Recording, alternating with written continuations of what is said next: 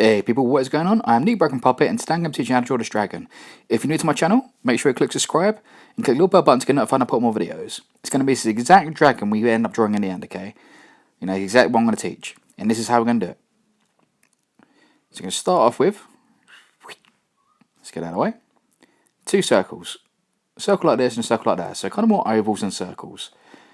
And it's going to basically be like the head and the nose. And from that I'm going to draw a line down the centre, curving into the other one, and a line from the top just cutting into the other circle as well. 2 lines at the bottom, just give an idea of where the belly's going to go, and a little curve at the back, just at the end, going outside the circle for the ear. Make sure it goes outside the circle. Roughly just in the middle, just a tiny bit to the right, going to do another circle just for his jaw bit, and just on that upper line, we're going to do a little circle just for his eye. A little circle just to the side of that, and a couple of circle bits just around there, just kind of give positioning of like the eyebrow parts. Next, you want to make it kind of bumpy and sort of texturized. On the initial first circle, I'm going to do this large circle at the top and 2 circles either side. And that's going to give positioning for the nose. I want this a bit more forward because I want to see the part of the lip and the bottom part of the jaw is going to be in front.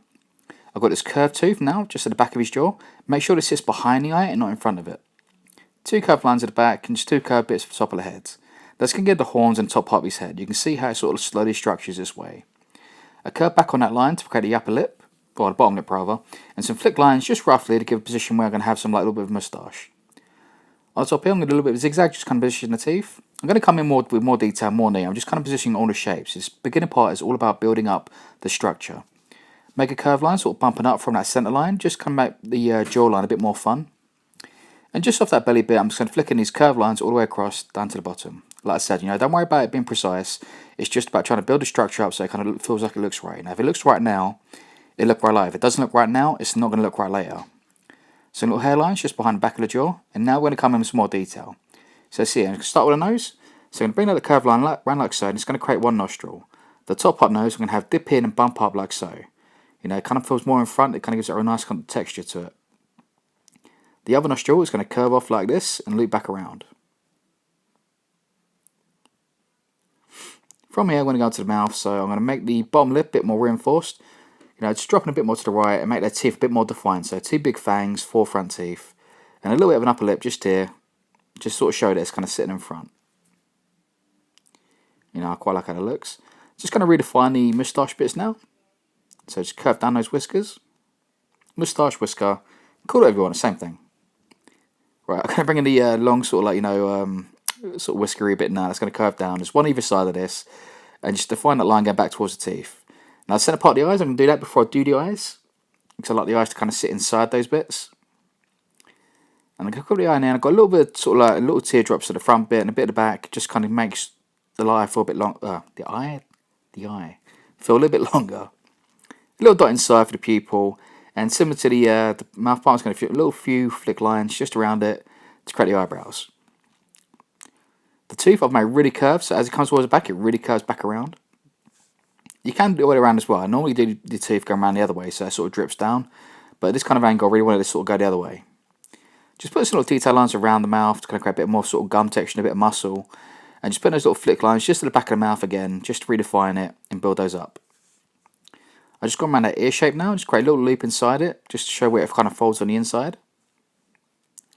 And just like going around the head, you know, I'm pretty much just redefining everything we've done and just making it a bit more neater and a bit more accurate. So now I'm just going over the bottom part of the belly, and you can see as I get towards the end of each one of those, I just flick them back around. So it's got a little hook just on the end. The horns I've made really bumpy and texturized, and I pretty much make them parallel, so the base got the same kind of detailing, the same positioning. Once I've got that done, I'm just going to rub out the lines we don't need, so all those stencil lines we had, you can get rid of those now. Now his body I'm going to build up with these big long shapes, so I'm going to bring his curves back like this, and then I'm going to create another sort of sausage shape off of that to create the next one. You know, I find this is a really better way to make dragon bodies rather than trying to make them all in one sort of shape, because you get too much curve and not enough bend to it really. And once you've got that, I'm going to create a loop around. You know, he's quite big, so you're not going to see too much of him.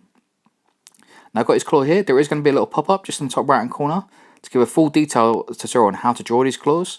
But basically build up the skeleton, and a quick sort of definition of it, I basically make sharp connections across the top part of the hand and circular ones towards the bottom bit. So you get this really angular sort of texture across the top and these nice curves at the bottom. But yeah, like I said, you've got that full-length tutorial teaching you exactly how to do every step of that. So make sure you check that out. So just redefining that, bring that in. And I was drawing these two lines just curving down through the body. You can see one there, and that's going to be where the belly goes. The other one's going to be where the spine is. And I was just sketching roughly where the belly's going to go. And once I've got that, just going down the body, I'm going to create these zigzag patterns. So coming across like this from one angle and then the other end. It's sort of bending as it goes around. So you can see here, more I can do on the top. So diagonal lines going one way, diagonal lines going the other way. And it's going to give these diamond shapes in between. So you see all these diamond shapes. And basically in each one of these diamond shapes, you want to create a semicircle. And each semicircle is going to sit on top of the other one from the center. Just like so. So those diamonds will give you the guideline to make that. I'm going to put some clouds in the background, so I'm just roughly sketching in some sort of semicircle curves and some little points, bits to a point. And basically going over these lines, I'm going to use two lines to create like a hollow shape in between that I'll colour in. It's a really good way and it's a really nice oriental kind of vibe to it when it finishes. You can put a colour on the inside or go dark, and like a nice kind of golden or grey tone over it, and it looks really good. So I'm basically putting this around here, and it gives the body something to kind of sit into as well, so his body just isn't vanishing. It kind of makes a bit more sense of it. It kind of comes to an end. If this was a tattoo, you could do this and it wouldn't feel like it just disappears. It's a complete design. So I've gone around that and I basically put a little loop just in the background you can see for the sun. And I started making spine texture now. Sometimes you can just do normal hairs, there's no way you can do it. So I'm copying the horns, building it up down the centre of his back, and then just coming down on the side scales, just behind the scales, creating these little loops just coming out of it. And I'll carry this whole way through. So you can see up that spine section I've done, I've got this coming through, so these big sections. And then either side of this, just from behind the top of the scales, I've got these smaller ones coming at a bit of an angle. So each one has three kind of bone textures. And that's just going to curve around. And after I've got that, I'm going to get my pen out, and I'm going to go over all of these parts here in a nice bold line. I'm doing this in two separate sections because I want bold line and then I want small detail lines.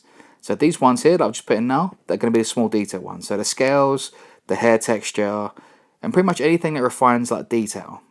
I put the smaller lines. Once you've got that done, just rub out all the line mark you don't need no more. And you're left with this really nice outline. And you start on with shading. So I'm going to put a little bit of shadow just underneath the nose and a little bit in the upper lip. I'm just going to go a bit around the gum, so a bit behind these teeth and a little bit around the bottom. I'm not going too much with the black, just a little bit here and there just to bring out some key features. So I'm going to go around the bottom of the eyes and just around the top of the eyes. So basically the nose, the back tooth, around the eyes and a little bit around the back of the head. I just really want to define those. I really want those to pop. They're sort of, to me, those are the parts that are really telling his character of his facial expression. A little bit of shadow just underneath his hand as well. So underneath those scales, just a bit of black just coming down, nothing crazy. I'm going into the colour, and I'm going to start off with colouring his underbelly. I'm going to put the bold colours first, and come in with this refined detail later on. So I'm going to put this nice kind of sort of cream tone for his belly, and then this really nice kind of mint green blue for his whole body. Make sure this is quite light. It's going to come in darker. Put your lights in first and come in the darks afterwards. This really nice golden yellow now is going to go on all his hair texture. This really like a luminous kind of greeny yellow behind the eyes. It's a colour that's going to contrast with the rest of it. The sun in the background is going to be red. Just nice traditional big bold in the background. Just boom, it's there. The clouds, I'm going to make black, and I'm going to leave a little kind of grey highlight just going through them so it isn't just solid black. You can do solid black if you want, but I think this little highlight every now and again just makes it much more interesting. And I'm going to do that same sort of highlight technique when I do the outside part. So you see I'm doing this nice golden yellow, and you can see every now and again it just goes into a nice lighter tone. It just makes it a bit more different, a bit more fun. Now the teeth, claws, and the backbone texture, I've made this kind of sort of like nice bony colour. And with the teeth and the claws, I've basically gone from the tips downwards and the bones on his back from the top and bottom downwards. A very similar colour now. I'm going to go over his belly, and I'm going to go across the line, across the bottom of each one of those. And a little bit of shadow just on the inside there, like you can see, to build it up. I'm going to do the same thing going across the bottom now. So a little line just across the bottom part of each one of those lines, and a bit of shadow either side. I'm putting like some dark sort of blue sort of shadow now, and this is going to go behind sort of the mouth parts, around the nose, and around each one of those bones there, just a little shadow. And then once you've got this done, I'm going to build this up around the hands and go from either side of the belly facing outwards like this, leaving just a tiny little line across each one of the top of those scales. Very important little detail that makes a really big difference. A little bit pinched inside the hand and just some little refined sort of detailing, so some little sort of dots here and there, and the darker blue around the face and around the belly, just to kind of add a bit more character to it. And to finish it off, I'm going to add this big square in the background, just a nice bit of shade, and then a little bit of light colour in between. I'm going to make this nice kind of pinky purple to contrast that colour in the front. And that's pretty much it, people. that is how you draw that dragon. I've got quite a few other more tutorials on dragons because I've done Dragon Week, so it's going to be 7 tutorials on dragons. You know, a couple of other sort of features like the claws and stuff. But yeah, anything you want to know, check my tutorials out. I'm the Broken Puppet, and I'll see you next time. Peace.